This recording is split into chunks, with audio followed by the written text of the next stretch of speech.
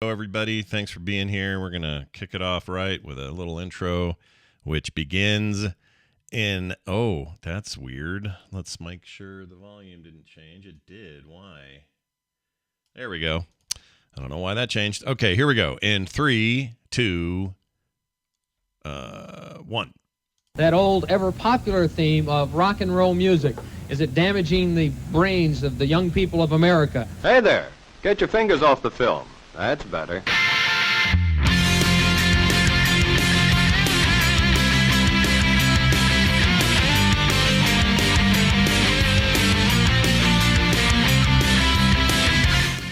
Wow. The Morning Stream, now gluten-free.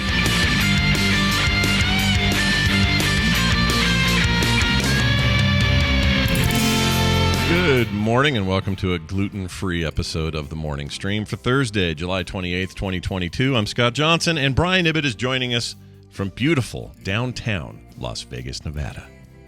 Nope. Not really downtown. Not downtown. Yeah.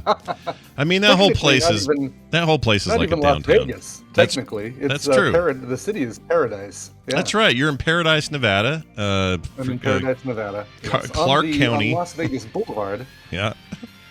It's Clark County. Enjoy your time there. Actually, you're only there for another, what? You fly home tomorrow or tonight, or I can't remember. No, I fly home tonight. I'm here for another, about another 11 hours. Nice. My flight takes off a little after 7, about 7:15, so almost exactly 11 hours. And I plan to get so much done in that time, Scott. I was going to ask what kind of debauchery lies before you for the next 11 hours. Well, Chris Brown already took off, Yeah. So that's half the debauchery right there. That's half the debauchery. Yes, exactly. No, my debauchery for the rest of the day is probably going to the pool for a little bit after the show today. Yeah. Hang out there before you can cook an egg on the sidewalk. Meeting Mitsula for lunch. I don't know where we're gonna go. But he knows all the good places. If he's picking, yeah, you're in good hands if he's picking where you're going. Yeah, exactly. I mean, last time we went to that amazing noodle shop, and you know what? If he said, let's go there again, I'd say okay. Yeah. That was damn good. Yeah, and then I don't know what else. I've already went to the Marvel gift store because, I have to. What'd you get? Did you get anything cool? To see what's new. Yeah, I'll show you. All right.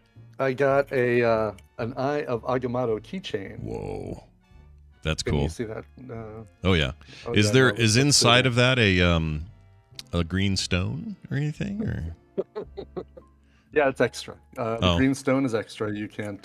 Damn it. You can't get that, but it is really cool. Like it's like got a hole in it and stuff. So I could probably pry it apart and put some sort of little LED or something in there. But I'm sure I would screw it up if I tried to do that. So that's awesome. I won't. Are you gonna wear it? Yeah. Or are you gonna just keep it somewhere? What are you? I'm gonna put my key on it because I have one key that I use all the time, which is my car key. Yeah. And I'll put it on this. Nice. And nice. Yeah, and then effectively doubling the amount of stuff I have to put in my pocket to drive somewhere. That's true. Is it plastic or metal? Yeah. It seems like it's made okay. No, it's metal. Ooh, I kind of want it. Yeah. Little ASMR right there. Yeah, yeah. Wait, is that the mic you're on? Tap that mic again. I don't think I heard it. Yeah, I don't hear it. Yeah, you do. Well, maybe you don't, but I still don't hear it. It's weird. It might be cutting it out. Really? Yeah. Oh, it's definitely cutting it out because that was loud in my ears. Oh.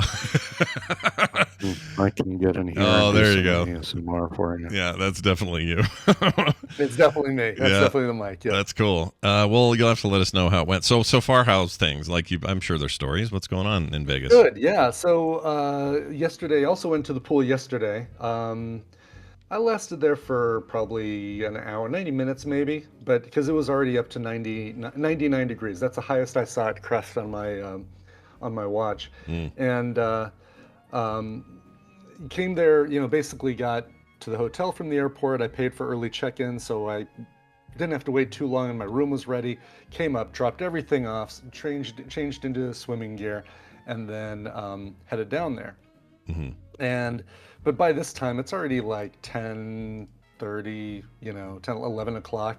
I'm thinking, well, all right, all of the cabana chairs or the beach chairs are going to be taken, or the only ones that are going to be available are ones that are like nowhere near the lazy river, far away from the pool, just crap chairs left over. I go over to my what I like to call is my favorite area. Like it's a curve on the lazy river where not a lot of people go. It's not in the super, the Dupro area where everybody's like, doing this with their sunglasses and their like slick back hair and stuff. Sure. Dubro Island. Sure. It's in this kind of tucked away corner that you kind of have to wind around to get to, and even go through a whole cut in the rock surface, to get to. Yeah. And as I'm coming around the corner, as I'm coming through the rock, there's a couple who are leaving, and I see them like taking all their towels and tossing them onto the ends of their beach chairs. I'm like, are you guys leaving? They're like, yeah, here you go. Hey, they're yours if you don't mind all of our wet towels on there. And I'm like, I look 10 feet beyond where they're going to be walking, and there's a dump your towels here, but a bin, right? It's on the way out from where they're going to be walking. I'm like, no, it's fine, whatever. So I pick them all up and I just kind of toss them to the side. Yeah. So they had 2 chairs. Of course, I only need 1. So I plop my towel down on there. I've got a little locking thing, this little doodad right here that I love. This thing is awesome. It is it's a little miniature safe. Oh. But what's cool is Look at you that. can pop this cord out. Yeah. Let's see if it'll work You here. keep your Yep. weed in there. Pop this. You Yeah. put your weed in here. You could put your weed in here. You pop this cord out and then connect it, and then it'll attach to a beach chair and lock. Oh, So that you cool. can- Yeah. I put my phone, my AirPods, and that sort of thing, so that if I want to get in the pool and lazy river and stuff, then I can do so and not have to worry about somebody effing with my stuff. That's good. And my- Good. and my After ID. your story about your green machine, I was concerned about other stuff. So this is good. And that's probably where it all comes from, is my my fear of having somebody effing with my shit because of the green machine. And also bring down my ID, because you need, even if you are doing room charges, you need to prove you are who you are, and they can't charge to your room without seeing some ID, which is good. Sure. So I lock that all up, put my shield hat on, sunglasses, relax, and a lady comes up and says, "Is this other chair taken?" I'm like, "No, take it. It's all yours." And she's a mom. She's got her 3 young daughters there, and they're like, they're carrying their inner tubes, and they're so excited to be at the pool. I'm like, "Oh yeah, take it. It's all yours." So they start setting that up as their little home base, Yeah. and she kind of hangs out there while the kids go on the lazy river, and we chat a little bit about she's just not getting any time to herself to enjoy herself, because the kids, as soon as she's kind of in the lazy river relaxing, the kids want to go out and do something else, and then they want to come back to do the lazy river. They have no, it's all ADHD. So we're chatting, and I'm like, "Oh yeah, no problem." And I said, I'll be right back. I'm gonna go get a drink. So I go and I get one of those big floofy frozen slushies with rum in it. Not the I boot or the leg or whatever. It's just a cup. No, Okay. it's just a plastic cup. Yeah, for $7 more, I could get a souvenir cup, and refills cost. Just buy another cup, because there are no refills. Oh, Basically, nice. That's the way that works. Nice. Yeah, it's lame. Yeah. It's like, come on, man. If you're gonna do the souvenir cup, at least do a refill for 3/4 of the price or something. Yeah, they just give you a discount. You So- could get a discount. I mean, Yeah, that you seems think. smart. Yeah, but then again, whatever. Yeah. They're already screwing you with resort fees and 1,000 other things. Why not? There, exactly. Yeah. So show the guy my ID, get my drink, go back over to my area. They're all gone. I think they're all in the wave pool and stuff. So, or the lazy river. So I go and I put my stuff back in the safe. And then I sit back down. I'm like, oh, okay. I think I'm getting sufficiently hot enough. It's kind of getting unpleasant. Yeah. And so she comes back, and I say, "Look, as soon as I finish my drink, I'm probably just gonna head out. So if you come back and you don't see my T-shirt hanging on the top of this chair, it's all yours. I'm gonna leave my towel so nobody else takes it, but if that's okay." And she's, "Oh God, yeah, that'd be great. Yeah, thanks." So It's nice. it is. So they take off again. I start, continue drinking and finish my drink and decide, all right, yeah, I'm going to take off. So I take one of their inner tubes, hang it on my chair, take both of my wet, gross towels that I've been laying on, Mm-hmm. and toss them in the bin, go over to the front area and get 2 fresh towels and lay them on the front of the chair for her. Oh. and then unhook my the lockbox, grab my phone out of there. So, because everything's via phone, by the way. Like elevator, to get to your floor, you have to RFID Oh, the it's all elevator phones now. business. Interesting. Yeah, yeah. No I think card. you can still get a card if you want a card. But if you want to do a touchless thing, I haven't talked to a single Bell desk or well, that's not true, and I guess I'll explain why. But I didn't have to check in with a person. I checked in online. They told me when my room was ready. They forwarded the key to my phone. I went up the elevator, got to my room, and never checked in. Never went to a person. That's really cool. I like that. Which is kind of cool. Yeah. So, so I'm gonna grab all my stuff and then head out. Get back up to the room, shower, change, and I'm kind of getting recombobulated. Open up the safe to grab my AirPods and my driver's license out of there. And there's my AirPods, but where the hell is my driver's license? No.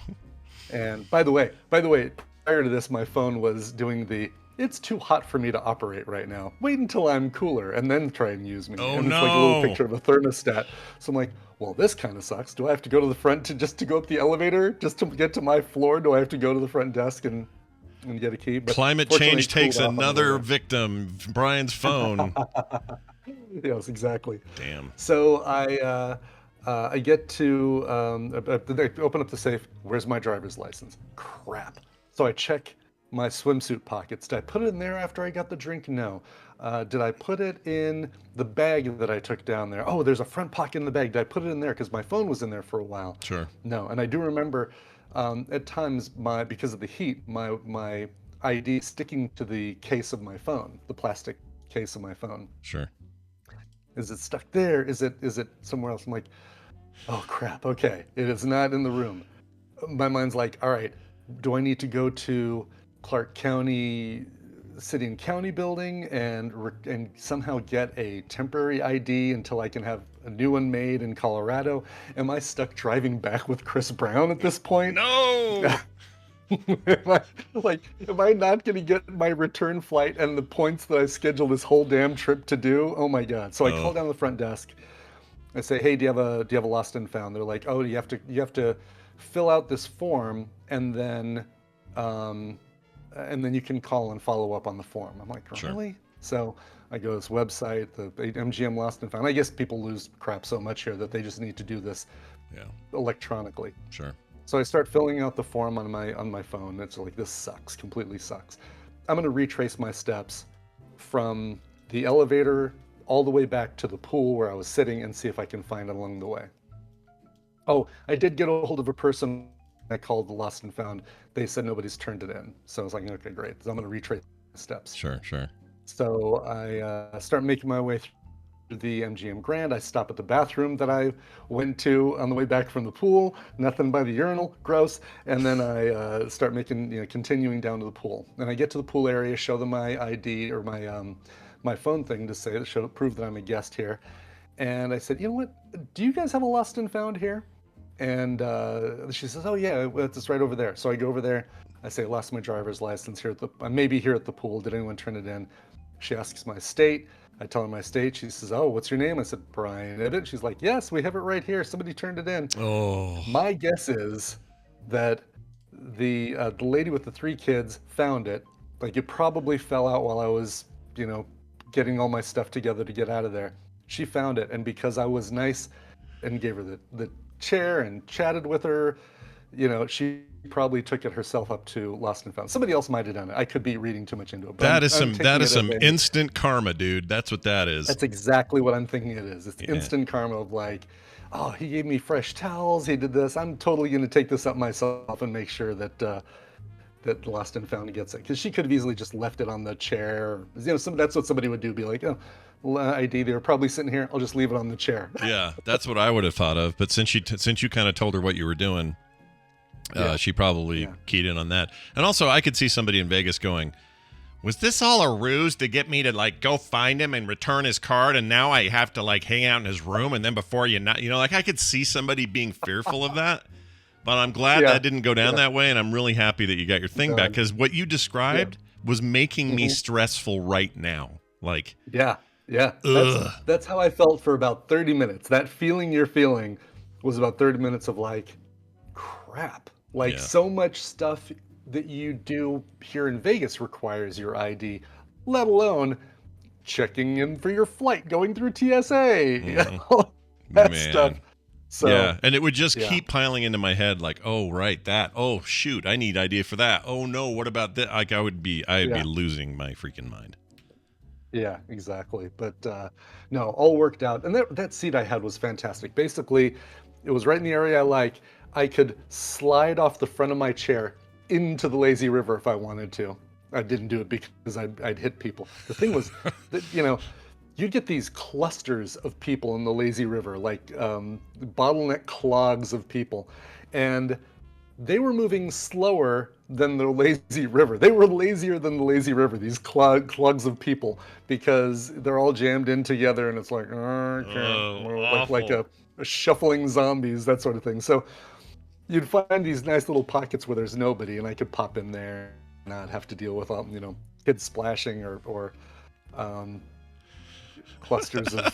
So you were like, clothes it's like crazy traffic, and you're shooting the gap, trying to find a little hole in there. And exactly. Then, Exactly. Yes. Wow. I don't know if I could. I don't. Just the idea of being cluster effed in a big pile of tubes who can't move very fast. That sounds terrible. Yeah. Blah. Yeah. No, I don't. I do not want, sir. Do not want. No. Wow. Let's that's see what insane. else. So, went to this place last night called Super Frico, and anybody who's been following me on Twitter, seeing my post last night, knows about like this weird. Like here's the story of the restaurant. So it's one of these Spiegelworld joints. Yeah. Spiegelworld is the company that puts on Absinthe. They have another show at the Cosmopolitan called Opium. They have a third show at Planet Hollywood, I think, called Electric Cowboy, and it's more like a country version of their stuff. But their deal is that they are a raunchier Cirque du Soleil. Okay. There's, often there's nudity. There's many exposed butt cheeks in their shows. There's subtle double entendres, but there's also like very blatant crass humor and that sort of thing. Sure. But both of the shows, Opium and Absinthe, those are the two I've seen. Fan freaking tastic, and I would say, if you're coming to Vegas, do one of those way before you do any of the Cirque shows. The Cirque shows are great, but the Spiegelworld shows are something above and beyond. Interesting.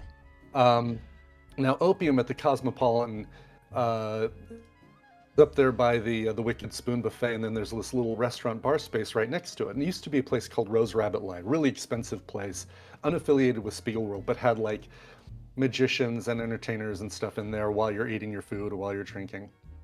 That got closed down, and then the Spiegelworld guys said, well, we'll take that space and put a really cool bar in there, and between acts, the Opium performers can come over to the bar and restaurant and do stuff there, and then they'll go back over and do their next act over at Opium, which is like, oh wow, you'd think these people would want to like, oh, I just did all these crazy acrobatics, now I want to sit down for another half an hour before I have to go out there again. No, they're like, they come on over, and that's exactly what this place is.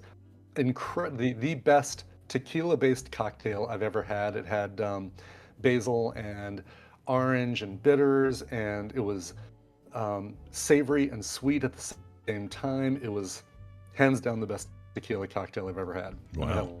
Wow. Cocktails. You've had a few of those, so you'd know. I've had quite a few, and then I had like a whiskey. I really did kind of like. I went down the menu with all of the bartender's recommendations. He and I were chatting the whole time, and all right, what do I want to try next? He's like, do the this whiskey drink. It's like you smell the smoke, but then you taste it, and there's no smoke taste to it. It's all in the before you take a drink. I'm like, oh, this sounds great, and it was fantastic. Like everything he had me try was incredible. Nice. Do you remember his name? And What was his this name? whole time, what's that? Do you remember his name? What was that guy's name? His name was Ricky. See, this is good. That was a test to see how truly friendly Brian was being, and he truly was. You got the guy's name. Or how truly drunk I was. Yes. No, but he was super nice. So, I'm sitting there drinking, and then I have some Enzino piccata, and then they make their own mozzarella there. They do tableside mozzarella. Places do tableside guacamole. Yeah. Boards and hand make and stretch mozzarella Oh. before you're on a straight table. Oh. And then So wait, you're yeah, eating? and it You looks just so eat the good. I didn't- mozzarella straight, or is it like breaded, or you just eat it? It's just mozzarella. What I had was their homemade mozzarella breaded, but it wasn't like sticks. It was like it was like a almost like a triangle, like a potato pancake kind of thing. Oh, okay. Little patty. But they do the tableside people. It's a pound of mozzarella that you end up with. So it's not something that the typical person does on their own, and it's $80 to have this service and this food and to have it made and to get the mozzarella. So I was not up for spending $80 on a pound of mozzarella for one. Well, I don't want to ship for a week. Yeah, please give me that. So meanwhile, there's these jugglers and acrobats and a guy on a unicycle doing one of these those two sticks that look like they have this standalone yo-yo, like a disconnected yo-yo thing spinning around. I know there's a name for that, but it's like they've got the two sticks with a string between them and then a spinning top that is kind of hourglass shaped that goes around and up and down on the strings. That's cool. And they're doing all this stuff while it's going on. Then between that, like, or between those shows, there's this DJ. She's up there. She's playing lots of funk on vinyl. She played some Tina Marie song that's like, okay, I got to listen to more Tina Marie, more than just the one song we all remember from the 80s, which I think was Crush on You. Yeah. Crush on You. Exactly. Yeah. So it's like, all right, this other Tina Marie stuff is pretty damn good. And so I'm again more chatting with Ricky about the tequila drink he brought me, and he's like, yeah, the flavor evolves as you're drinking. I said, yeah, and I don't have to chew on some electric buzzer or electric button plant to have that happen, because I'm referring to the Verbena, which they also sell at the Cosmopolitan, but just on the 1.5 floor of the chandelier bar. First and a half, floor 1.5. Floor 1.5. Okay. Floor 1.5. And I took a bunch of tadpoolers there for TMS Vegas, and we had a ton of Verbenas. I bought a round of Verbenas for everybody.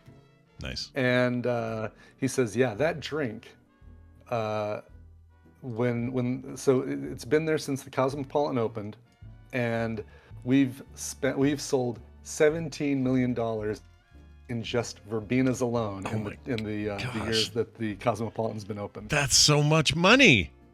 It is, isn't it? Like $17 million Jeez. in just that one drink. So it's like, holy crap. That also tells me they're keeping meticulous numbers about the stuff they sell and do. Well, sure. Yeah. Yeah, I'm That's sure crazy. they are. Yeah. $17 million worth of yeah. Verbenas, and you're like a whale. You're like one of those whale buyers where you come in and buy everybody one. You know? I did. I accounted for at least $100 of Verbenas in March for TMS Vegas. Wow. All right. That's awesome. Yeah. Anything else of super. Go ahead. I was just gonna say, anything else of note that you wanted to mention? That's about it. I mean, Super Frico, I think, is going to be one of these regular places that I try and go, if not every time, then at least every other time to grab dinner, because the food was incredible, the atmosphere, the vibe is completely my kind of quirky, funky music, kind of entertainment, chill. It was chill and quirky without trying to be, without them taking on an affectation of being chill and quirky. It sounds like a place made for Brian Ibbett, is what it sounds like to me. It does. I'd like to actually move there. Yeah. And when Brian says that, he doesn't just mean Vegas. He means move into that bar, that bar restaurant. And I should have checked to see how the Wi-Fi is there. Well, that's awesome. So far, so good. Yeah. The next 11 hours, who knows what'll happen? But you guys will hear about it on Monday's TMS. Yeah. And I thought about this, that this kind of like, because I wasn't planning on going there. I just happened to wander up there and check this place. Hey, you know what? What the heck? He's like, do you want to come in? I'm like, yeah, why not? Have you been here before? No, let me in. And let me in. You go into like like a separate little room, this cool little lit up room that looks like the first room you go into in the Haunted Mansion ride. This little enclosed room, but it doesn't stretch out or anything. But I was thinking about this, and people who are FilmSack patrons will get to hear me talk about a thing that you know, a style of movie that I like. I'm not gonna spoil it for them, but a style of movie or a genre of movie that I like, and I think I tend to subconsciously try to do that thing that I talked about in FilmSack, in that episode of FilmSack. Interesting. Well, that goes up So, this next. patrons will get to hear. Yeah, that goes up in a couple of days. You guys will hear if you're a FilmSack patron, you'll hear all about it. Well, that's awesome, dude. Glad you're having a good time and also keeping your Southwest Airlines thing afloat. That's what matters most. That's in making sure, like, I'm not taking my license out of my sight for the next 11 hours. Yeah, just wear it around your neck or something. Who knows what'll happen to it? All right. We're gonna get a little read on, okay? Because you're on you're gonna go on a flight coming home. You may as well read something. So let's read something. Yeah. Can't always listen to or watch Dr. No for. That's true. That's true. Who can? Nobody is the answer. So here's this. Red Fraggle joins us. Amy Robinson, welcome all the way from her beautiful estate in Georgia. No, Amy. my estate. I have a lawn the size of a postage stamp. Nice, I love it that nice. way. No, you're lucky. Look, at our age, lawns suck. I don't want to deal with them very much. So my nice little side lawn is all I need. It's all good. Nothing else. I'm 100% on board with your whole thing about, like, if I didn't have an HOA and I was allowed to just replace my entire lawn with clover, I would do it. Yeah. 100%. I mean, they won't let us do it where they can see it, and I would if I thought I could get away with it. But if we do it outside in front where it's visible, no clover allowed. But in the back and the side over there where it's all fenced in, they don't care about that. And it is like a jungle. It's so amazing in there. I freaking love it. And you can still mow it, but you only water that thing once a week. Like, we should all be doing clover, man. If you're listening to me going, what? I'm serious. Go look it up, read about it, see some video. You'll have your minds blown. It's amazing, that stuff. Yeah. Yeah. My cousin is really super into that, like, you know, not having lawns and having actual useful crops. Grow. You guys have talked about this before, right? Like the origin of why we have lawns. Yeah, it wasn't like it's like this classist BS, you know, like you know, way to it my was grass is greener. Yeah, exactly. Yeah, it's point. like, oh, look, I have so much money, I can just waste all of this land. Yeah, no, totally. You know? And now it's just this weird, expected, stupid thing, and HOAs, certainly push it forward. But even with places without HOAs, people are always trying to one up each other's lawns. And you know, Hank Hill used to do this on King of the Hill. He was always like saying how his lawn was better than everybody else's. We need to stop lawn envy. I'm telling you, and we'll save the planet. I hate it, and I bet my neighbors that actually give a crap about their lawn probably hate me because, like, I just, you know, we mow as infrequently as we can get away with, and like we don't do anything with our yard at all. It's just, you know, a little patch of grass, and that's, you know, and we have like a rose bush out front, and we trim it way down every spring, but like that's it. That's what's weird to me is that the clover thing gets smashed by HOAs, but it looks better than grass. It actually looks so cool, and you can keep it really tight and nice and neat and all of that, and use like 1/5 of the water or less. And it's great for pollination. It's great for other bugs that need, you know, habitat that isn't grass. Plus, grass right now in the middle of a drought and restricted water use anyway, all looks like brown garbage. So what are we doing? Yeah. We don't have that problem. You're spending too much money on it. That's right. That's right. And we actually found 3 4-leaf clovers the other day with Van. He was digging through there, and we found 4 4-leafers. Look at all the good luck he's going to have for the week, you know? That's fun. That's I like remember 16 doing that when leaves. I was I know. a kid. It's so many leaves. I used to do that when I was a kid. I would sit there for just a ridiculous amount of time looking for 4-leaf clovers. I remember that. Well, when we were kids, it was thought to be impossible. I think it's probably more common than we were led to believe. But yeah, Yeah. get some clover, everybody. Put it in your yard and make a damn difference. Okay.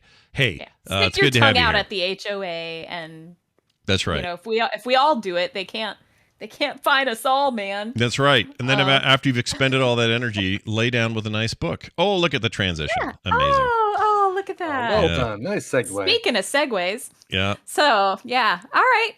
So I believe you have a clip. I do have a clip. Would you like me to play this clip first, and then we'll talk You about may what's on it? Go ahead and play that clip. Here's the clip. In one of the first years of the Maker Faire, a young man came up and said kind of sadly, "I don't make, I code." I've heard this sentiment a lot. I don't make, I fill in the blank. Code, cook, craft. I'm not sure why all my examples start with C. The list of exceptions people invent to place themselves on the outside of the club of makers is long and, to me, totally infuriating. Because the people who do that to themselves, or more likely the people who tell them that, are flat wrong. Coding is making, I said enthusiastically to that young man. Whenever we're driven to reach out and create something from nothing, whether it's something physical like a chair or more temporal and ethereal like a poem, we're contributing something of ourselves to the world. We're taking our experience and filtering it through our words and our hands or our voices or our bodies, and we're putting something in the culture that didn't exist before. In fact, we're not putting what we make into the culture. What we make is the culture. Oh, wow. So Adam Savage, yeah? I recognize the voice. Yeah. Adam Savage, That's who that indeed. is. Okay. I knew I recognized that voice. Yeah. Mm-hmm. So You is do, this his so- Everything's a Hammer book? Is that the This is Everything's a Hammer, yes. Nice. And which is cool because I was listening to it because I love Adam Savage. I subscribe to Tested. I watch not all of his videos, but usually whenever he does something I'm like, ooh, really excited about it. Or if it's just Sunday and I'm sitting on my couch making stuff or whatever and I just need something on in the background, I'll turn on Adam Savage's YouTube channel and just let it play. Mhm. So yeah, this is Everything's a Hammer. The cool thing is there's a reference to our good friend Bill Duran in the book, so that's fun. Really? Oh, nice. Yeah. Name Yep. check by He- Adam Savage in his book. Yeah, Yeah, he tells a little anecdote about Bill, and yeah, it's a great book. It's one part maker manifesto, so there's a lot of really great advice about being a maker and just making things and how to attack projects, things like that, like the power of lists, the power of checkboxes, proper planning, things like that. And then there's an entire chapter about different glues, like glues that he loves, Yeah. And talking about like how super glue works versus, contact cement and epoxy, stuff like that. But then it's also kind of a memoir because he tells all these great stories about how he got on this track and how it came to be that he went to work for ILM and all his foibles along the way. There's a really, really heartbreaking story in there. I don't want to spoil it for anybody because it's a great book and you should absolutely read it. But there's a heartbreaking story in there where he absolutely messed a bunch of stuff up. And the person that hired him originally was not very forgiving about it. Wow. And so it's just like I'm sitting here and I'm working, and I'm listening to it and I'm going, all of a sudden he says the thing and I went, oh, Wow. like out loud. I just went, oh. And Chuck actually came in from the office across the hall, was like, what? And I rewound it. I was like, listen to this. And he goes, oh my gosh. So yeah. So there's a nice tease for a lot of not non-specific unspoilery spoilers. Does he get into how Jamie Heinemann's mustache is hiding a darker truth? No? Okay, maybe not. He talks a lot about working for Or at least Jamie. several wrenches. Yeah, a couple of tools in there, a welder of some sort. Sure. He does. He talks a lot about working for Jamie and how much he learned from Jamie, and at one point they were working on some commercial. And he learned about it. It was the chapter on deadlines and how actually you grow to love deadlines. Because if you have no deadline, you won't ever do it. You won't ever do the thing. Interesting. So, you have to have a deadline, and the deadline has to be something meaningful to you. So, in other words, for Adam's case, he has this passion for cosplay. And, he absolutely wanted this one specific costume to wear to San Diego Comic-Con. And so he gave himself that as a deadline. Yeah. And, he could have easily made it arbitrarily something else, but because the deadline was meaningful to the project, then that made it that much more motivating. And so there you go. But yeah, he's talked a lot about Jamie and how he says Jamie gets angry, but he doesn't raise his voice. He doesn't yell or anything like that. He just turns a really bright shade of tomato red. I've heard this before. Tell. In the early seasons of that show of Mythbusters, the very early seasons, they would actually in the final edits would include some of their fighting, like some of their infighting, and Adam would be Adam was very like sort of visibly angry and sort of in both movement and sort of whatever, like you could tell he was mad. Jamie would sit there and just look like he was stewing, like just in a pot, immovable, but just like ready to explode. I don't know if he ever did, but that's always been fascinating to me because those guys are both kind of brilliant at what they do, but they're very different from each other. Yeah. And I think that's what made the show interesting in a lot of ways, but they quit. I noticed like after season 3 or so, they quit showing those conflicts. For good or for ill, they decided it wasn't good for the show. But I don't know what their relationship's like now. But the one thing I wanted to ask you was the deadline thing. Did he get into at all why that's so? I agree with that sentiment like a lot, but usually it's when someone else imposes the deadline that I perform the best. If it's self-imposed, I struggle. You know what I mean? Like if I say to myself, I will be done with this by Friday. I'm not very good at being committed to what I tell myself to do. Does that make sense? Because I can justify it away. I can go, oh, it's freaking hot out and the air conditioner's being weird. You know what? I don't have to finish it. I'll finish it. Like I do that all the time. And I hate that. Does he talk about that at all? Yeah.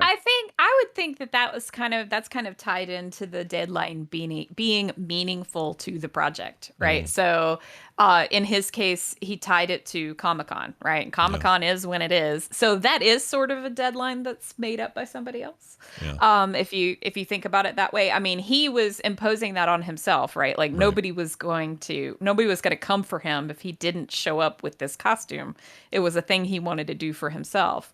However, he could not push off the deadline and still meet his goal, if that made sense. Yeah.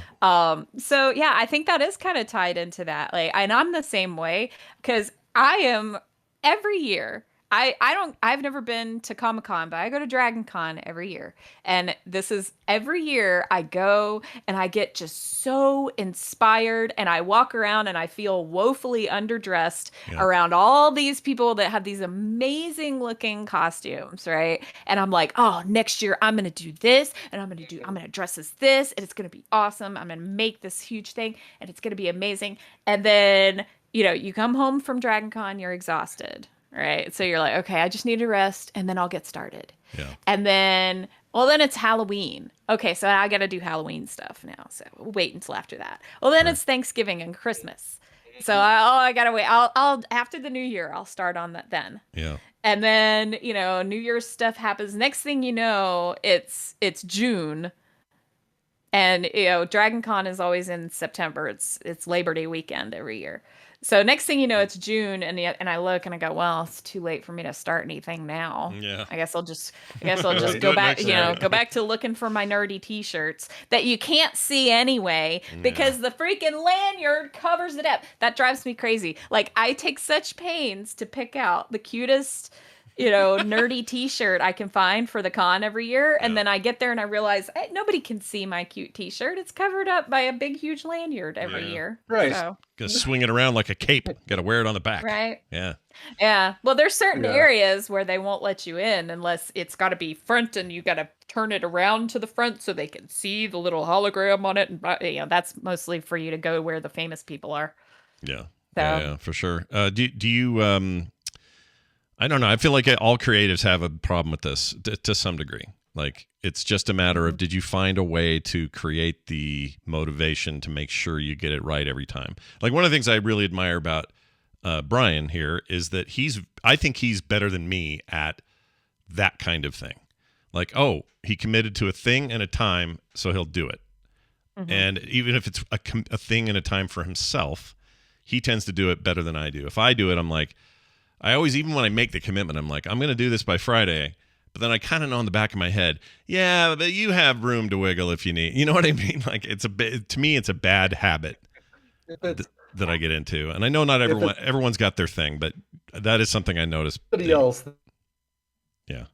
I noticed I noticed Brian's better at it than me. Really good at doing. Yeah. It's for me, I'm not as good as doing it. Yeah. Correct. But yeah, if it's for somebody else, then I have it done. Yeah. So like the frogs I did for TMS Vegas, right? Like that was a self-imposed thing. Nobody would have been the wiser, right? Because I didn't tell anybody I was doing it. It was a self-imposed deadline, but it was when it was, and I really wanted to do it. Mm-hmm. And then I just started making the frogs, right? And then all of a sudden, the Avengers frogs became a thing, and I was like, because the one frog looked like the Hulk, it was like, do I have to make all of the Avengers into frogs? I think maybe I do, and so then that became a thing, and so I was just constantly, man, every time I was not working my day job, I was making some frogs, man, all the time. I had a crochet hook in my hand all the time making these frogs. And it was so fun. And I succeeded. I made my goal. I was like, yay, I did it. But it's, as Brian said, it was because it was for somebody else, really. Like I had a list of folks in mind that I wanted to have each one of the Avenger frogs. And then I made a bunch extra to just hand out to people. So yeah. So come to Vegas next year. Maybe you'll get a frog. Maybe you won't. Mm-hmm. Maybe you will. I mean, you heard her here. She kind of committed on the air. I think it's happening. So the frogs will probably look different next year, though, because the frog pants frog looks different now. Yeah. So plus I gotta.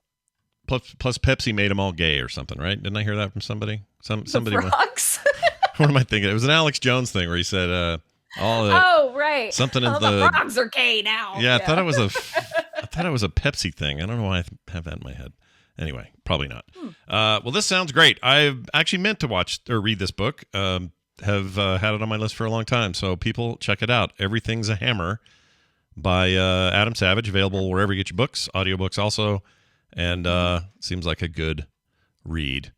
Yeah, and this is definitely one that I would very much recommend getting on audiobook because Adam's storytelling and his passion for making and his enthusiasm is infectious. Like, I'm sitting here listening to this book and I'm going, I need to go make a thing. I need, I'm suddenly inspired. I'm suddenly like, okay, I need to make a list of all the things I need to do this project and everything he talked about, except maybe the glue. Like the glue is it's very informative, but I'm not like super inspired by glue. Right. That is something Bill would like, though. Bill would be way into the glue bit. He loves glue. Yeah. Yeah. Mm-hmm. Yeah. But the best part, I love the clip that we played because honestly, like when I first heard that bit where he talked about people saying, "Oh, I don't make, I just do such and such," that just made me tear up because I've often, like, how many times have we felt that way? As like you say, as creatives, like how often do you feel like, "Oh, well, my stuff it's not really I don't really do a thing. I just draw comics, or I don't really do a thing. I just make podcasts, or I don't really, I just mess around with yarn. I don't, I love that Adam said that, especially because I am also a coder.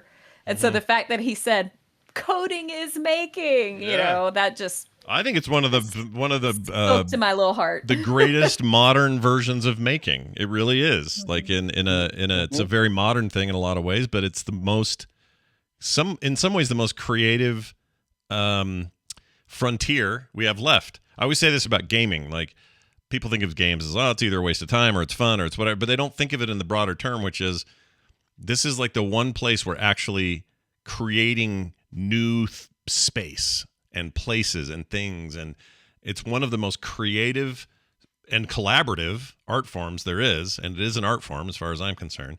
And so when people bring up coding as if it's not in that realm, I think they're dead wrong. I think it absolutely is. Well, this is awesome. More great things from Amy. If you just follow her on social media, just find her as Red Fraggle everywhere.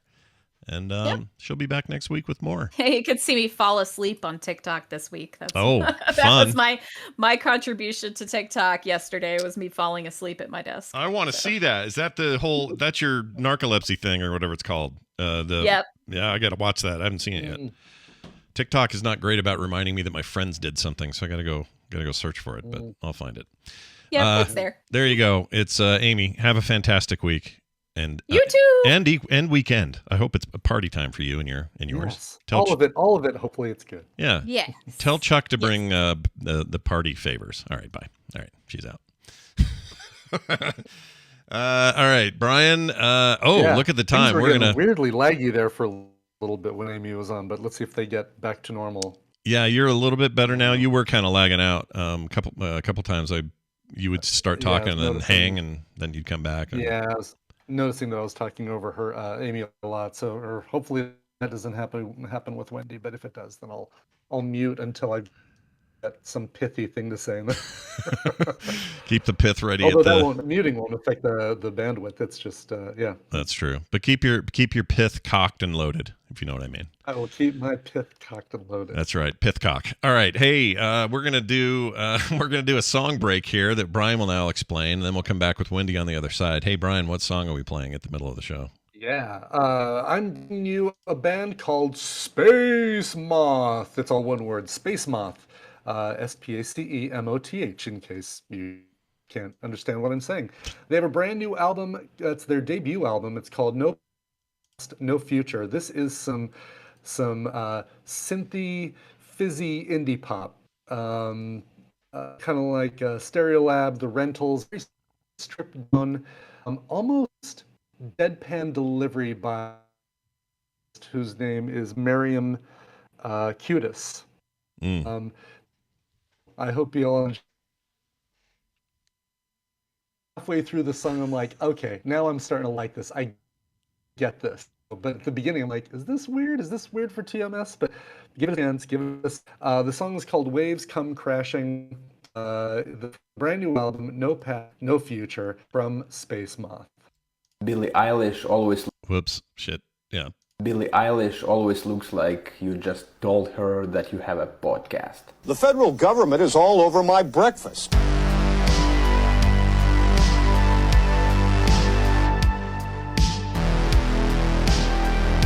The morning stream.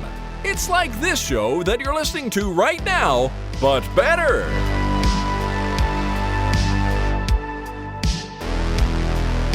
All right, we're back. Hey, who is that artist and song again? Sure, that is Space Moth. The song Crashing, and it's from the debut album, No Past, No Future.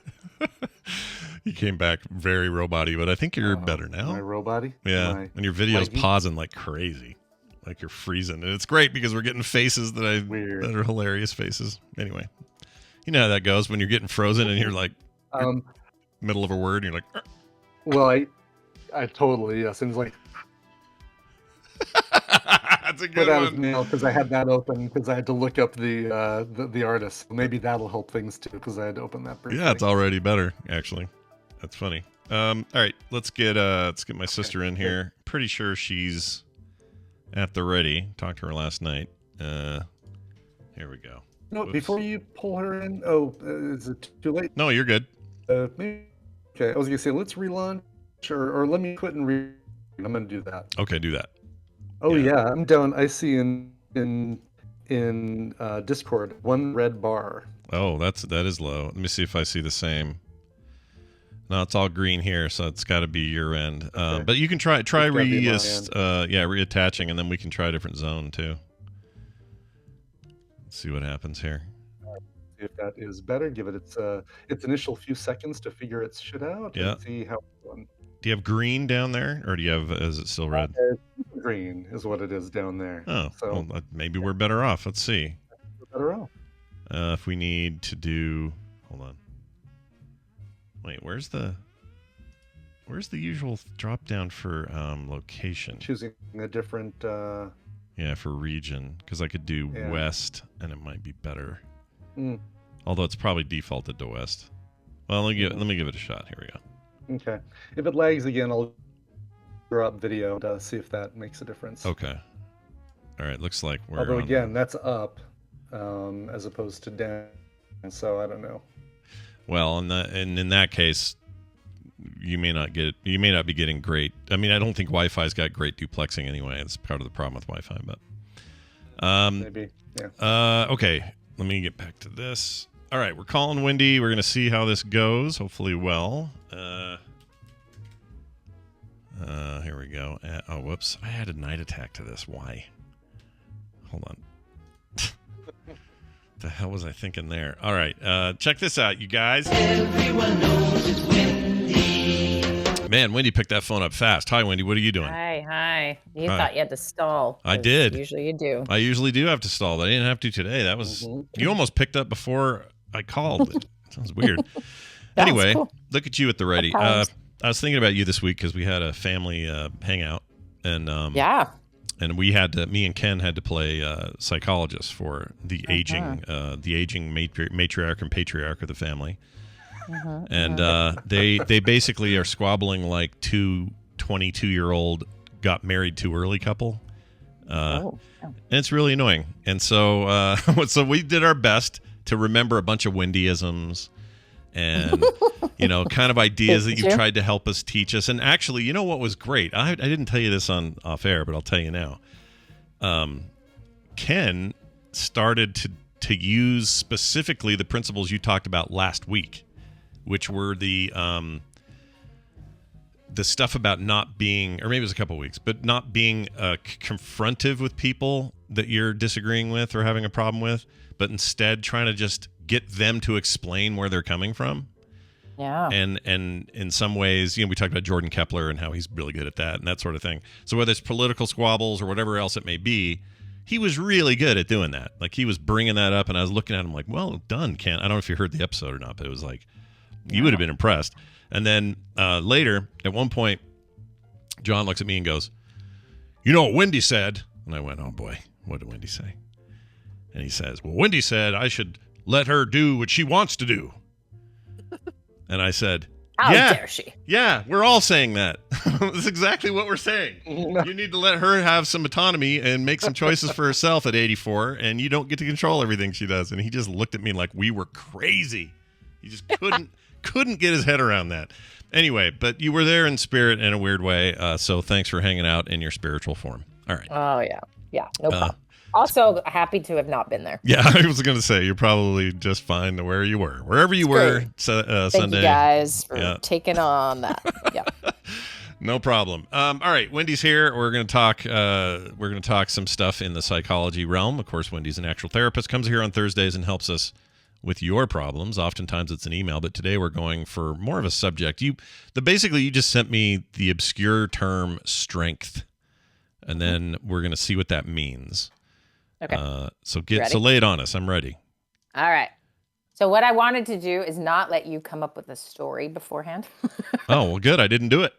Yeah, good. See, my plan is working so far. Yeah. And you'll come up with it as I talk, but I didn't want any preconceived notions. Okay. All right. So Martin Seligman, does that name ring any bells to you too?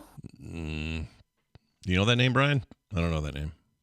Not to me, no. So Uh, he's what I guess we would consider the father of the positive psychology movement. okay. At least one of the main characters in the thing, and out of the University of Pennsylvania. And essentially, I mean, if you think of what therapy, psychology, social work, all of the ways we try to help other humans are trying to help other humans with crazy life. Often, and the medical establishment definitely, overall, generally, has been pretty pathologically focused, right? So, what is wrong with you, right? Why don't you feel this way? You should feel this way. Just from some basic stuff all the way to pretty significant disorders and stuff, right? It is disordered based or problem based or pathological. Sure. Okay. So that is pretty dominant, has been for a long, long, long time, right? Because someone's not doing well, we want to help. So that really is the impetus for a lot of things. So, he comes along and others have followed suit, really trying to focus on our strengths as individuals and what is going well and how do we use that in different ways. And so, pretty groundbreaking at the time, like that's not how people thought or talked, right?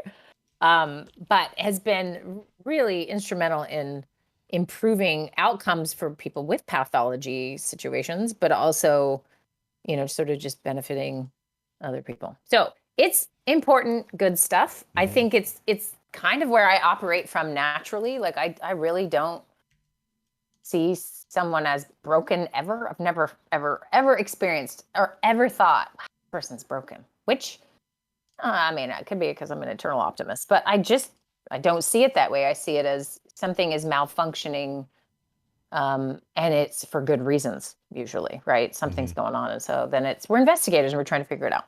Anyway, okay. So all that said, the strengths perspective has been really helpful in different work that I've done with different people. And I'm kind of on a kick recently. So I thought I'd share my kick with you guys. So I have a question. Let's start with both of you naming. Okay, you ready? This is going to be a little revealing. Oh, boy. All right. So sorry. I want both of you to name one of your weaknesses. Oh, interesting.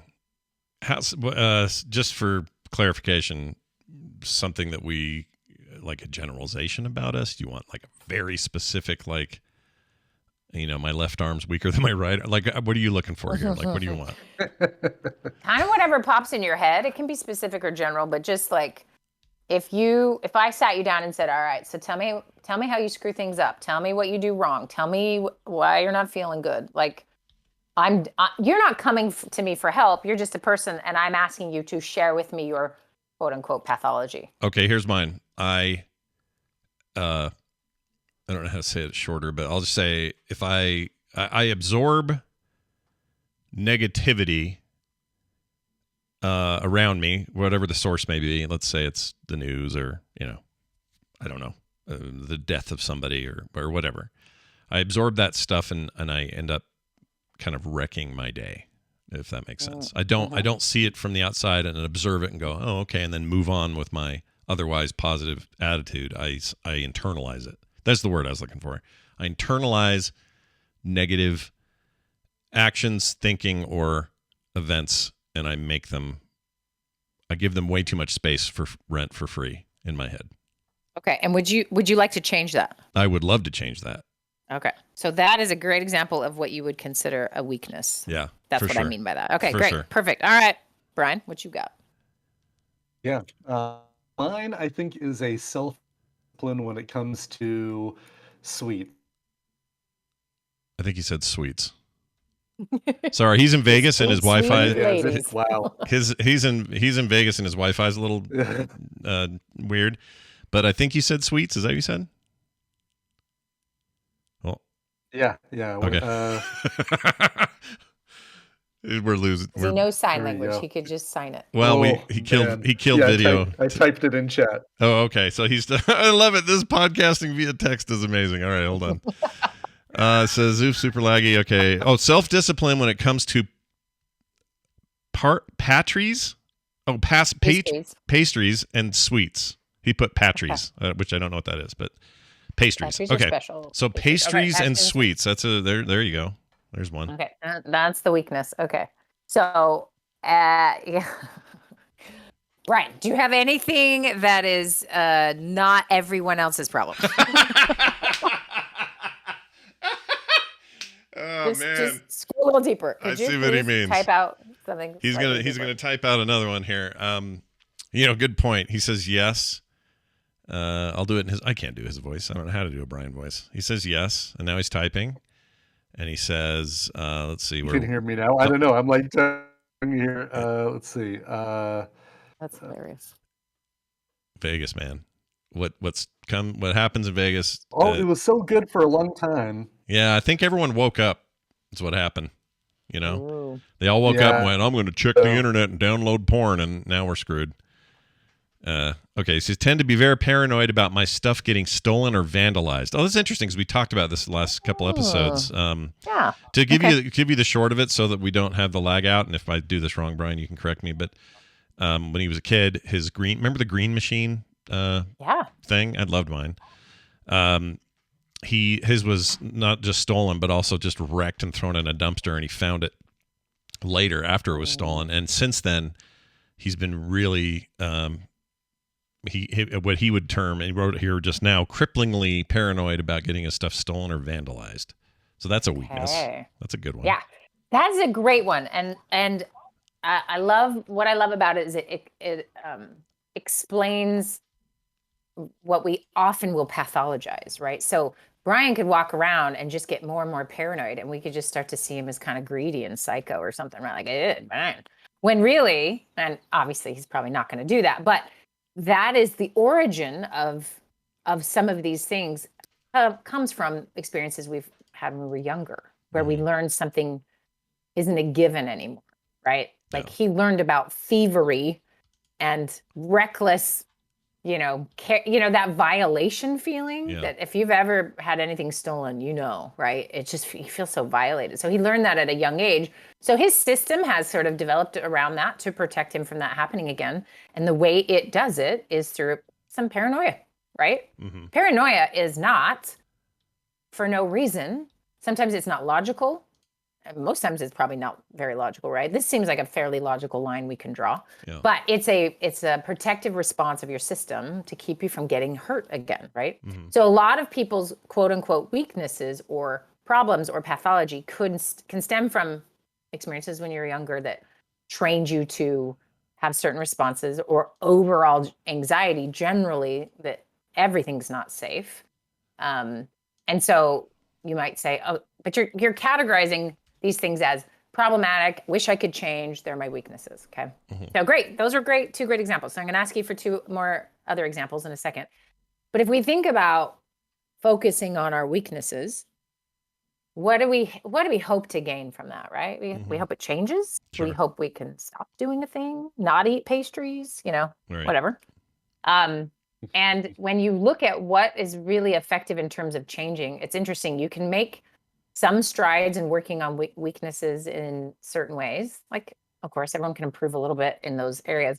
But when you focus on strengths and improving your already existing natural strengths, the, sort of productivity or life satisfaction, all sorts of things just shoot up. Mm. So we're very negative.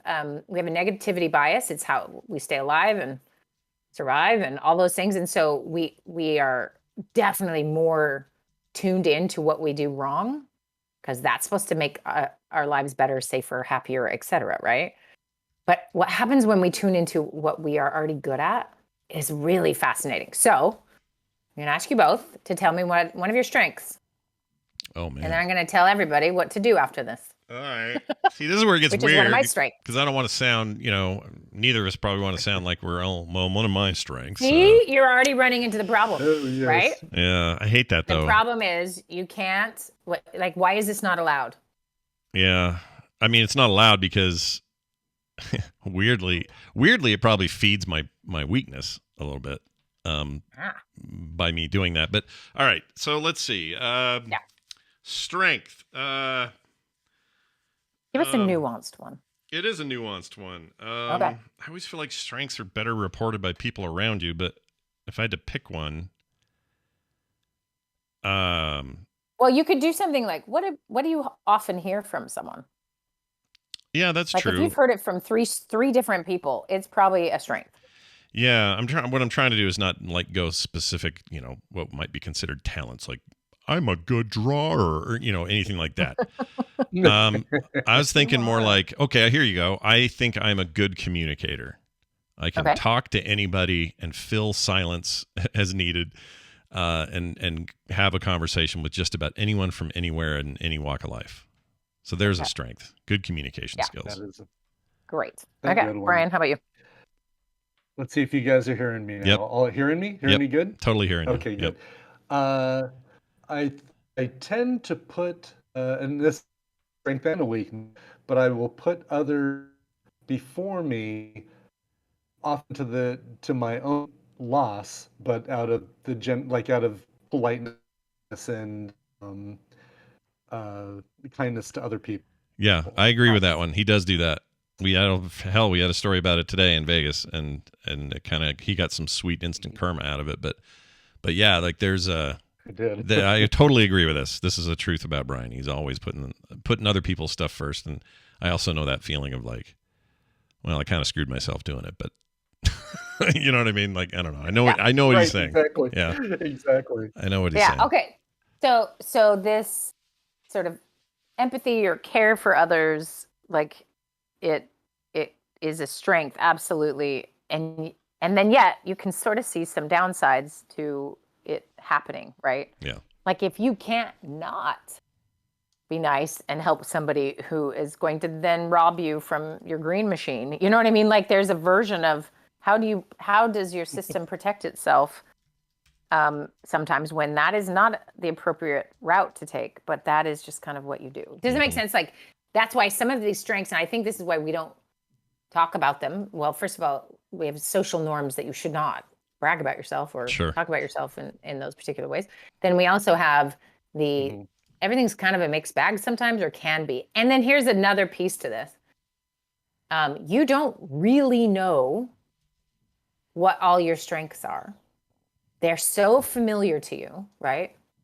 In fact, when you know, and someone can give you a compliment and you're kind of like, well, yeah, that was like no big deal. Well, that's no big deal for you. Yeah. Because it is so normal and already in your sort of sense of yourself, maybe. You just wouldn't even consider it a strength. So this is why you have a very common thing when people compare their weaknesses to someone else's strength, is they're seeing some awesome thing they can do that I can't do, and I feel crappy. But rarely do we go the other way around. Like, you know what? I'm so good at talking to people, and that person can barely put words together. Like, you don't do that, or you're evil. Right. Some people do that, but I. Right. Yeah. All right. Okay. So that idea, though, like it's kind of normal to be a little clueless about your own strengths. Yeah. Okay. So here's where I'm leading to. I would like people to, if anyone has access to the internet. Oh, what is that? Hold on, we got to explain what that is. What even is it you just did? It's the information superhighway. Okay. Yeah. There's two places I want you to, 2 tabs. I don't recommend having 100 tabs, though I have 100 tabs at all times, but 2 tabs. I want you to go to authentichappiness.sas.upenn.edu. Whoa, hold on. That's a long one. If you do authentic happiness, if you just search for authentic happiness, you'll find it. It'll show up in search. Okay, so I'm on that one. All right. Get to the questionnaires. So there should be a long list of questionnaires. The questionnaire center. Pull that questionnaire. Up. Got it. Okay.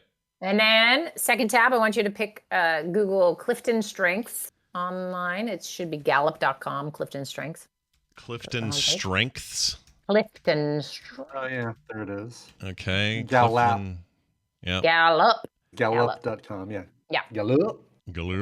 Okay. So now that those 2 things are up, I'm going to talk to you about them for a moment. All right. A client, a real stepper, pointed me to the authentic happiness. So thank you. And it's nice because it's all good and free.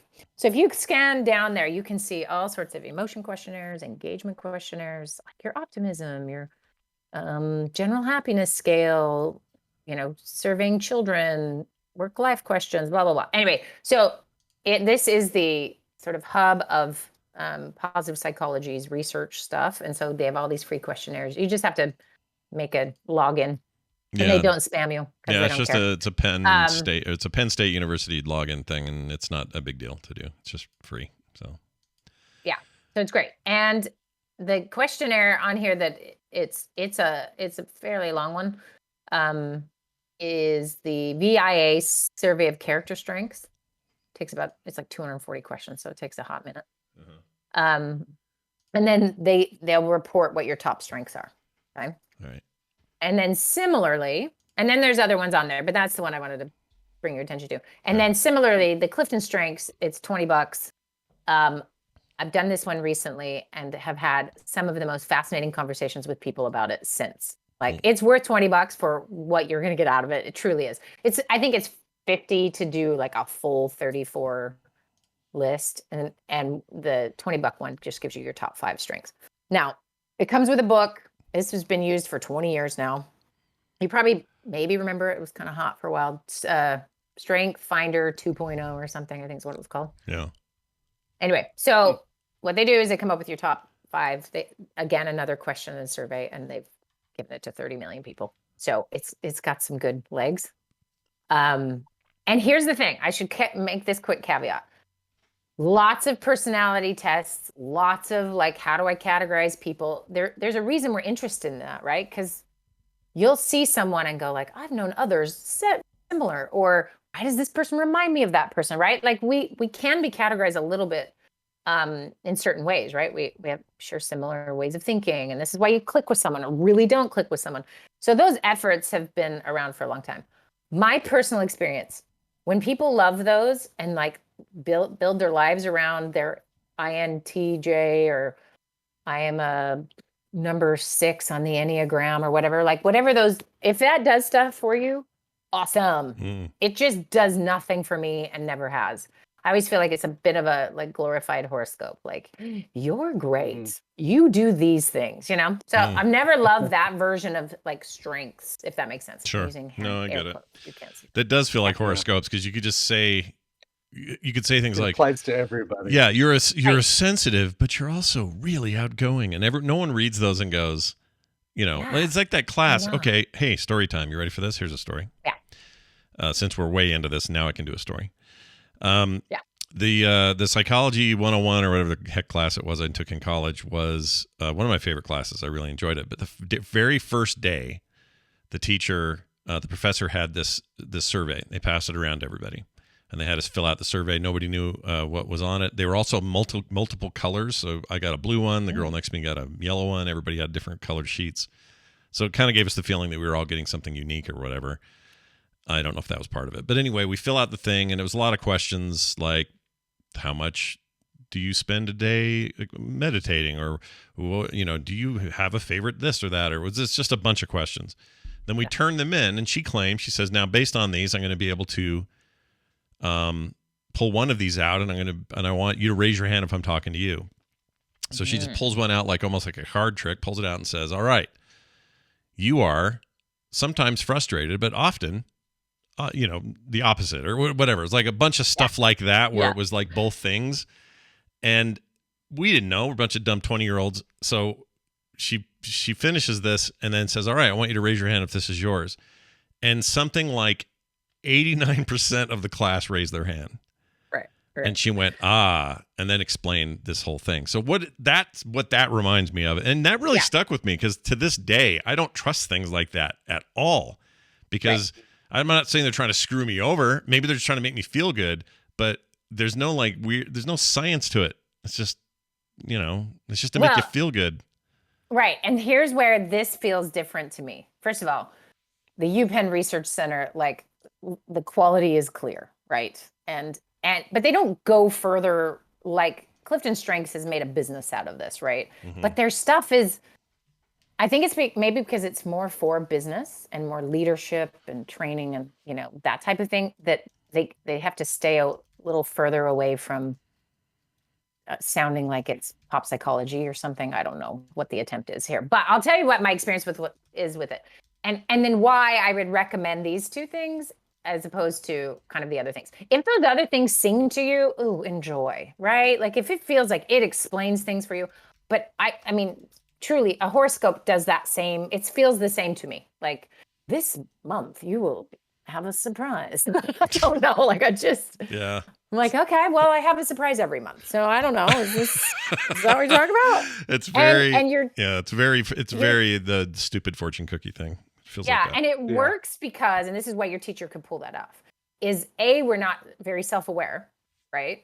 And if you put things in certain ways, it applies to all of us. And that goes to everyone. Someone you think is completely straight up evil and has terrible ideas and is probably the worst person you know would also raise their hand and say that they think that's them. Yeah. And it speaks to a couple things. Humans are a lot more similar than they are not, or than they are different. We all have a lack of self-awareness about our actual stuff. And we have this bias. Though we have a negativity bias, having things come in, right? So one person doesn't like our work and 100,000 say it's awesome. We're only focused on the one. That's the negativity bias. It's to protect us, right? Mm-hmm. But then our actual bias, we have another bias, right? Which is that we can't really hear all the negative feedback. And so we're going to hear or pick up on the things we want to think about ourselves. It is another form of self-protection, right? Right. So here's what I like about this thing is the strengths get really specific. And it's maybe the first time I feel like it has actually connected with my experience, not what I think of myself. So for example, I took the 5 and I'm assuming, Scott, this is going to be in one of yours because it's very similar to what you mentioned. Sure. But my top one was ironically called Woo. Woo? Okay. Woo. All right. WOO. All right. Which stands for, in case you guys are not aware, stands for winning over others. That's why we use the word woo. You woo someone. Isn't that what they used to say on the newlywed game? The couples would have woo or something. What was the deal? I don't know. Whoopee. No, that's Whoopee. Whoopi. Okay. Not even close. All Okay. right. But so woo is winning someone over. Yeah. And I'm like, okay. I'm immediately annoyed. Like, all right, is this like everything else I've ever worked with where I'm like, yeah, I like people and I like to talk to them. Okay. You know, like it just isn't giving me anything interesting. Sure. And then as I'm reading the qualities of this strength, there are things about it that I'm like, yes, oh my gosh, yes, that happens. Oh, and they're not all positive. In fact, I realize why I can never say no to a salesperson. I buy everything. I give away my real number constantly to people I shouldn't because they're going to call me and try to sell me gutters. Like I can't. And it's related to this concept of, and it's about strangers, me and strangers. I want to win them over. So the cashier. So Scott, I have a memory of me, you, and Misha getting in an Uber in Vegas, and all three of us were trying to woo the driver. Yeah, so, we were all in woo mode for sure. Yeah. Totally. So clearly at our house, we had woo lessons or something. Anyway, but so at first, my first glance, I thought, yeah. But then when I did some of the work they have you do with it, you start to, you name what it is and you realize, okay, there's all these things that connect with my experience. And then the idea is you name it, claim it, and then you aim it. So the idea is claiming it is just like trying to own what is good about this thing that you have and seeing that. And then aiming it is like, what action items can you do to actually keep strengthening this strength? Sure. Right? Yeah. So being around more people is the advice that it gives me. Like, well, you should be around people. Clearly, if you are isolated, this is not good for you, right? And obviously my job has meant I've met over 10,000 people, strangers, for the first time and gotten to know their deepest, darkest secrets. Yeah. Right? Yeah. So my woo comes in handy, right? Yeah. You got handy woo is what you've got. I have handy woo. It backfires when it comes to salespeople or bad service. I just will eat a hair in my salad. I will not take it back because I need that stranger to be won over. Yeah. Yeah. So anyway, that's just an example of like, I think for me, it just opened my mind to like, wow, this can actually, if it goes deeper like these do, then, and you work with them a little differently and you move it from not being very self-aware or conscious of it to getting specific about how it has helped you and then how you can utilize it. It feels good. So I would recommend this for probably anyone who maybe is spending a little too much time focused on their weaknesses, or I wish I was like someone else, or I wish I had this thing. I did this with a group of friends, and it was so funny because everyone had that same initial reaction, like, oh, I knew I was analytical, you know? Yeah. And mine's like, oh yeah, I know I'm social. Okay, great, you know?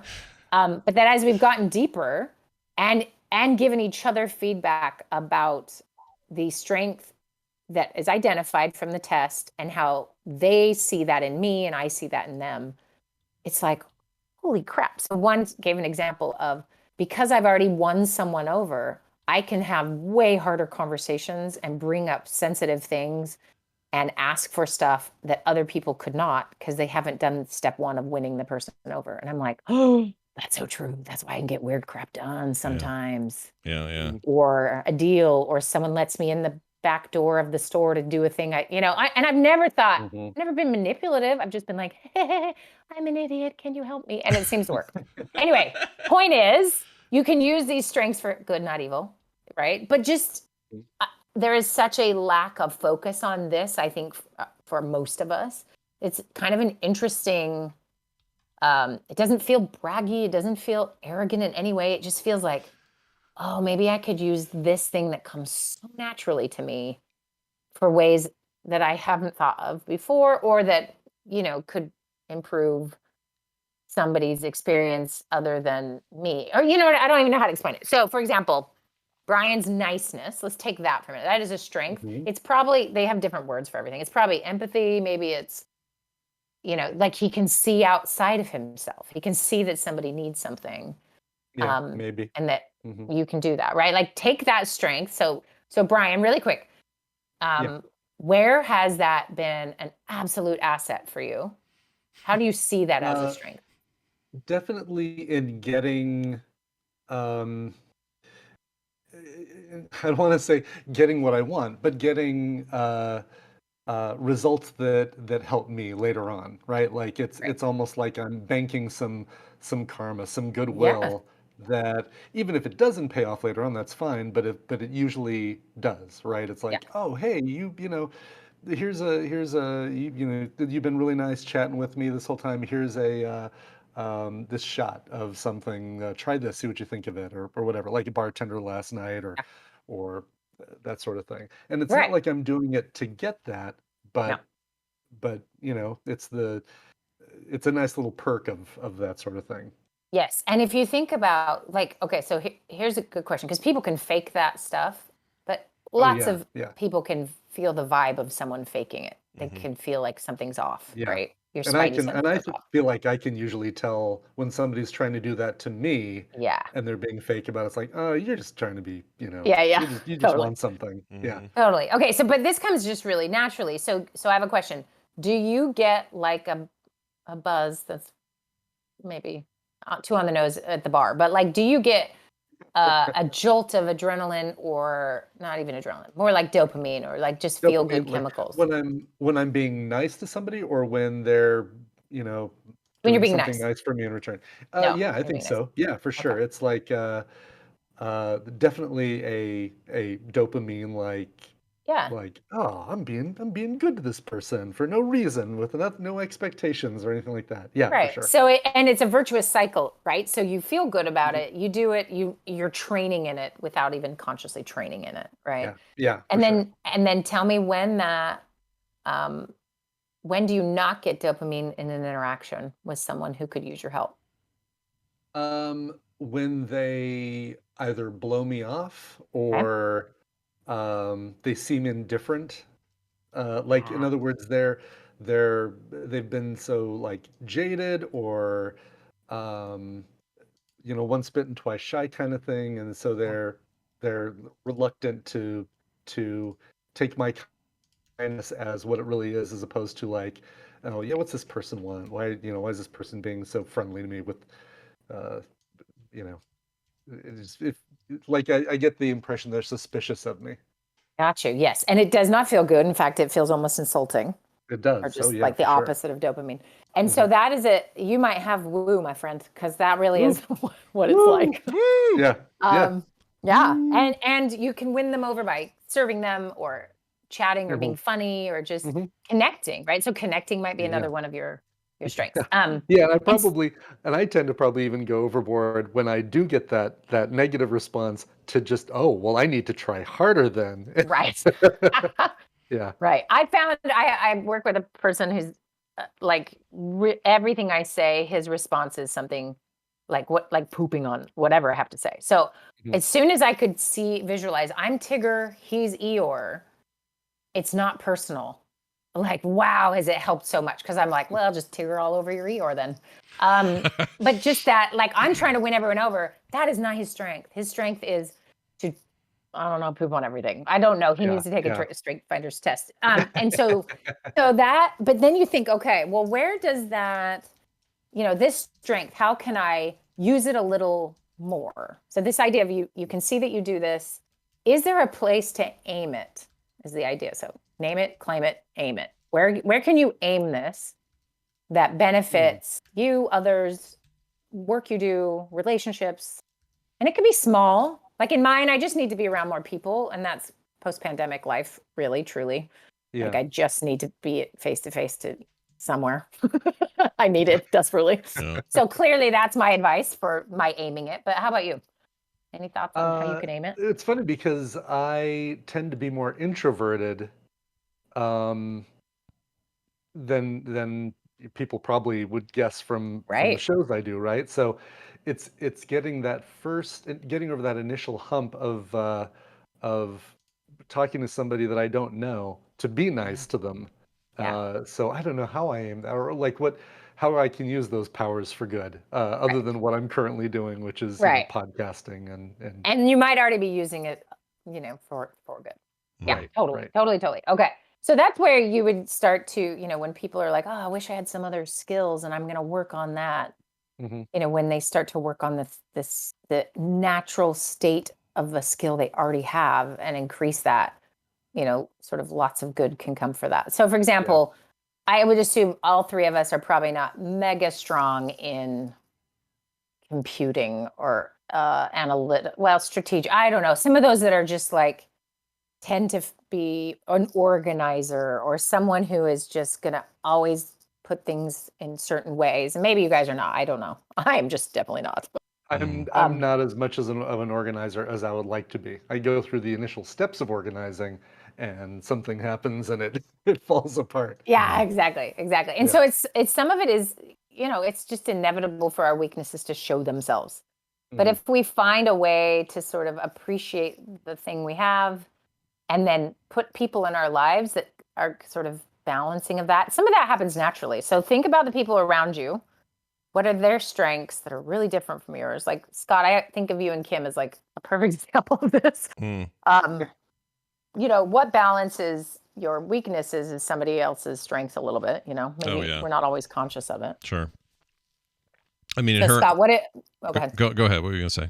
I was just going to ask what strengths let's talk about yours. Well, so in specific to the idea that who you're with sometimes counters, or how do you explain this? Like, okay. Compliments. Yeah, compliments, I guess a better way of saying it. Yeah. So my reach out and help people stuff tends to be a little more specialized, meaning it often happens on the internet, or it's, finding out what we can do for somebody who recently is deceased, or what we can do for their family or stuff, is because I'm paying attention there. Kim is more troops on the ground kind of in that mode. And so she's an activator. She is an activator, and she's I don't know how to explain it. She's like, she does that so well that I do feel, at least on kind of the ground level, that it's taken care of more because she's already on it, if that makes sense. So my focuses in those ways are usually a little more specialized or verbal. And verbal. Yeah, that's true. Yeah. Much more verbal than so than using and not that Kim's nonverbal, but like action is her first language in that. Yeah, it is. If somebody how she says does it. somebody says, Yeah. "Oh, they just got a cancer diagnosis in her home and not feeling well," she's already got in her head what food she needs to get, what to prepare, and how to get it over there, and how soon, and it's all done. It's basically done. For me, it's like, oh, where do I start? Like, I don't know where to start with this person. But on the flip side, she's even said this to me. She's not as good at the ones where you have to kind of reach out, communicate, Words, figure it out. Yeah. Again, yeah, like that stuff. So yeah, in a lot of ways, that puzzle piece fits really well for us. Yeah, and so that idea of like, okay, so she could just force herself to learn how to say the right words and go to say the right words class, and you could start to plan menus. Yeah. And we're gonna spend so much wasted time. Yeah, it will be a lot of wasted time. That is true. And this is why, we need actual tribes to survive as humans, is we need all the people coming with all the things, right? Yeah. And so the general stuff we all hope we're good at, or, like your experience with your class, is we all sort of like to think of ourselves in sort of certain ways, but then we're also pretty hard on ourselves with those things that just aren't very strong for us. But I don't know how often we're encouraged to really make our strengths just serve us in the way that they can. And I think we just take them for granted. And so, okay, so what I want to challenge everyone to do, if they're up for it, is to do one of these. If you want to below $20, it's great. Like, I think it's very worth the $20. Because it's going to just get you to look at things. And they do lots of things with like your leadership style and some other businessy kinds of stuff, if that feels like you'd like some help with work stuff. So I've been doing this with a few clients and their work lives. Individually, we go through their results. And again, the results are both like, oh yeah, totally, that makes sense. And also like, what? Why is that one? And you just may be surprised. And they work together in a particular way. And what's funny is I have found multiple favorite people of mine have certain strengths that I'm like, oh, I am attracted to someone who can do that. Sure. Because I need a strategic person in my life, because I am not at all. And so it's really a helpful blend. And I was like, oh, this is why I really like working with them or talking to them. Like, I do my thing, they do their thing. So it's kind of fun to figure some of that out and see it in your partners or your children. And the free UPenn one has some children's surveys, so you can kind of get a guess of what their strengths are. How young can you do that with a kid? I don't know what they say as the age range, but I think as long as they can answer it. Let's see, I'll pull the test up really quick. Oh, it wants to know my age. Can't lie. So say 30, 35. There you go. I'm sure if they can read and answer some questions, they're probably old enough. Yeah, that's a good point. If they're taking, I guess because they'd be taking this themselves, so they'd probably be 8 or 9 or 10 or something. So right. There's also a grit survey, which is a good one to check out what your level of grit is. And so some of it is, and I think I wanted to bring it up today. True. Yeah. Good point. True grit. I wanted to bring it up today because I think, we all fall into this trap. And of course, my industry is very much tries not to fall into this trap. And positive psychology has been a really helpful movement to get us to not just hone in on what's wrong in the pathology. And I think it's been really important. But just for individuals to spend some time being curious about your own strengths. Mm-hmm. I know a lot of times on the show, I'm like, people, please be curious about your problems and get help. Like that's usually what I'm saying. Mm-hmm. So I just thought I'd throw everyone off. No, that's good. I like it. Focus on your strengths. Last week's was. I'm going to spend the $20 and do this one. I like this. Do it. Yeah, I think I will too. I love it. And then we can. I'll share ours next week if you want. Yeah, we could do that. I really liked last week's topic. Stuck with me, man, hard. I don't know what the deal was there. I must have been just in a mood or something, but I've been thinking about it since and kind of used it in a couple of cases. And we had somebody who, this is a total side story, but my co-host for the video game show I do is from and lives in Canada. And Canadians see a lot of what's going on down here as just complete insanity. They just don't understand why people are doing certain things that they're doing, whether it be how we handle the pandemic or how, certain political parties act in certain ways or whatever. And so he just is saying, well, yeah, from an outsider, this is what it looks like to me. And I had somebody write in and get all bent out of shape because they were like, this co-host of mine should not have a free pass to just dump on one side of the political spectrum. And my immediate gut was to say, or wanted to say, dude, what are you freaking talking about? Are you kidding me? He's a Canadian, first of all. He's not part of our political spectrum. He doesn't care about you thinking it's both sides or whatever your issues are. And I wanted to go off. Like, I was just irritated. Partly because he's just a really nice, soft-hearted dude, and I don't want people going after him. So anyway, I didn't do that. Instead, I did what you suggested, which just tried to dig in and figure it out. Like, where is he coming from? Why does he feel this way? But figure out a way to get him to tell me why he feels this way or why he's this and that. And it ended up being really enlightening, like a really enlightening conversation about somebody who's got some deep-seated stuff. We did it in a civil way. And, I came away still going, well, he's pretty wrong about a couple of these assumptions he makes, but at least I came away with understanding where this dude is coming from and understanding the source of his what some would call his dysfunction. But, instead I got to see it in a different light. So anyway, that stuff really stuck. And I don't know if anybody else out there felt that way, but like 2 or 3 major experiences during the week were colored by that. And so it made me think one of two things: either this is great and Wendy's really giving everyone good advice, or 2, my sister has figured out a way to remotely control me. I don't know which one it is. 100% the second one. Both. Yeah, why not both? There's benefits on both sides. It's totally both. And actually, this today is all about hinting that you need to work on some of your strengths. So yep, there you go. More control. Yeah, I mean, I have to say that that's great. I'm really happy to hear that. After taking this test and studying just one, I haven't even gone through my other 4. I'm just sticking with woo for a minute to try to figure out, like, I hate that it's the word woo, but what is this asset and am I utilizing it, and do I, whatever. And then I just keep having experiences like somebody at the grocery store I can't get to smile, or they don't laugh at the little joke I make, and then I'm like, ugh. And then someone else, I crack them and I am high as a kite for the next half hour. And I'm like, wow, this is so me. And I just had never noticed before. I just thought people are grumpy. And then I'm like, no, I am requiring someone to be won over. And that feels so different than being like, that dude sucked. It's more like, oh yeah, I didn't get my hit from a stranger. Yeah. So it's helpful. It's made me less weirded out by people that don't respond to my charm. It sounds so to your dumb. woo. Yeah.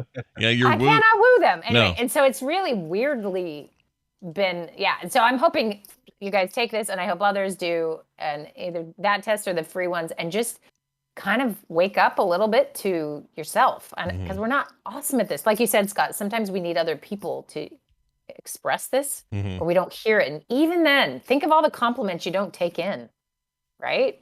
And so it's this sort of way that you can dig into some of this without maybe some of the social problems of like, oh, I'm bragging, or because this is not my experience with woo. It's like, no, it's a strength. Ooh, I can see how this is harming me. All right, how can I improve this? So like there's a bit of some power in it. We're not talking about my weakness, we're talking about my strength. So it's fun. Anyway, so I'm hoping people have a good experience with this. So Yeah. I'd love if people did it and could like be in the chat when we're talking about it next time. It'd be pretty cool. Yeah, that would be cool. I'm going to take this. So that's the one on the Gallup site, just to make sure I'm The doing Gallup that right. site, yeah. Okay. The Gallup That's the one I'm more familiar with. The other one, it's pretty basic but helpful, and then there's Sure. lots of other things they could do for free. Okay, cool. Well, there you have it. Wendi, of course, busy doing other cool stuff. No new openings on Real Steps yet, right? Not yet. Nope. That'll be coming in the fall, and I'll let you guys know what's going on like August. Very August nice. is like next week. Yeah, August is soon, man. Maybe middle August. It's almost here. All right. Well, have a good one, and may all of your days be free Strengths of be strengths. There, yeah, strengths be strengths. There it is. That's what I was looking for. We'll see you next time. All right. Brian, I think you're sounding better now. Let me hear you. Yeah, it definitely gets better when it's just two of us. And I think also switching to my phone's sharing my phone's Wi-Fi as opposed to the hotel Wi-Fi. I think that's the thing. Everybody's waking up and turning on porn, downloading porn, and so it's killing the hotel Wi-Fi. Yeah, they stopped downloading porn at 3 a.m., finally passed out drunk, and then now are waking up and going, all right, let's roll it in again, boys. Let's go. Let's get that porn. Back to the porn, everybody. Yep. Well, awesome. We are toward the end of the program here. I wanted to end things real quick with a very fast email. This is an email regarding the key situation I ran into with my freaking mailbox the other day. Right. And here's what he says. Send and receive email. This is an email from Bob, Cliff Clavin's carrier. We've talked to him before. He says, hey, S&B, the problems you've had may be explained in a few ways. Number one, the Sunday carrier is most likely not the regular carrier because in my office, the regular carriers cannot work Sundays unless it's an emergency due to overtime rules. So the carrier you have is probably a sub of some kind, which is no excuse but probably an explanation. Number two, here's option number two. The key you were left should have come out of the lock for that box. But if not, the carrier should have been aware that it was broken. Number three, post office does not own that box. It only owns the carrier locks for the back to allow carrier access. Your HOA probably needs to have the locks fixed in conjunction with the post office. I actually think 3 is the likely one. Yeah, I think so too. He says, I would either try to meet with the carrier to solve the problem or leave a note in your box to let them know about the problem. Hopefully he was not just being lazy. Maybe he or she just didn't know the key wouldn't work. Hope that helps. Well, it does, Bob. It straight up does. Hearing it right from a Newman mail carrier himself. I'm not saying you're Newman, but you know what I mean. Like the real deal. I don't know why I brought Newman up. Yeah. Anyway, you're awesome. Thank you, Bob, for the feedback. If you guys want to send in answers to questions we ask on the air or anything else, really, you can do that easily with themorningstream@gmail.com. That's the address to use. And as always, the show is brought to you by you fine folks at home through patreon.com/TMS. Even $1 a month would help. And you guys are awesome. I don't want anyone to think I don't love the dollar people. Whenever I bring it up about how dumb we are the way we set things up, that's about us, not you. You're amazing. We don't have. We love the dollar people. We love the $2 people twice as much. Yeah, and then if you're one of the $5 people, oh man, we love. I'm just kidding. Anybody? 5 times as much. Yeah, all of you is fine. More of you to love. We don't care. We will take you. That's patreon.com/TMS. That's it. Guys, obviously, you're paying what you can afford, and that's what we love. That's right. That's what we need, really, to survive here. Anyway, hey, we got to get out of here, but we can't do it without a song. And I know Brian made a thing ready for now. So what do you got there? I did, and this one it's going to involve some work on your part. So I'm hoping that you're able to pull through. So Nikki Ackerman's ANTP contestant, and now DTNS headline reporter or headline caster for Tom. She does a bunch of stuff for any kind of science segments as well over there. She's really good at those. She's awesome. She's so good. All right, so she says, hi, Sheep and Buck. Just like Jurassic Park, I'm turning 29 this year, and I'd love to request a song from the Covermaster for my birthday. Aw. As in the previous years, I'm requesting the silky tones of Orville Peck to celebrate. Can I also get a random sound clip from Scott about sheep? Love the slow-mo. Nikki. Damn. Now, do you have a sheep audio clip? I don't know. Okay. Let's try this one. I got one. It says, let's play it and see what we get. Cannons and town halls and sheep and stuff you got to do. That's it. I think that's our bees guy, too, by the way. Oh, it might be. It sounds like him. Yeah. I think that's. Let me just make sure I don't have any ba. What's this one? Oh, that's just me. Yeah, that's as good as I got, Nikki. I feel bad I don't have any good sheep like yelling or doing anything like that. Maybe I have goats. That's good too. Yeah. Here's a goat. Here we go. My name's. No, not that. Okay, it's not quite the same as a sheep, but it's a fun goat. Goat make you sneeze. Oh. There you go. Goat make you sneeze. Anyway, that's as close as we're going to get. Goat make you sneeze. It's like I'm watching Thor: Love and Thunder again. All right, so Orville Peck. This guy is awesome. I love. He has an incredible voice, And but he also is he's shrouded in mystery. I don't know what he looks like because he's always wearing a mask and then some frilly fringe coming down from that mask. So he's a mystery wrapped in enigma, smothered with secret sauce. Wow. He got together with Trixie Mattel, who is a RuPaul Drag Race winner, I believe, certainly a contestant, who's parlayed that into a music career. And Trixie's released an album called Full Coverage Volume 1, on which she pulls in Orville Peck to do some guest vocals in a classic duet that was originally by Johnny Cash and June Carter Cash. It's the song Jackson. Here is Trixie Mattel and Orville Peck. Perfect. I will see you guys. We'll all see you guys Monday for a brand new TMS. We'll see you then. This show is part of the Frog Pants Network. Frog Pants Network. Get more shows like this at frogpants.com. Would you zip me up, please? Oh, zip me up.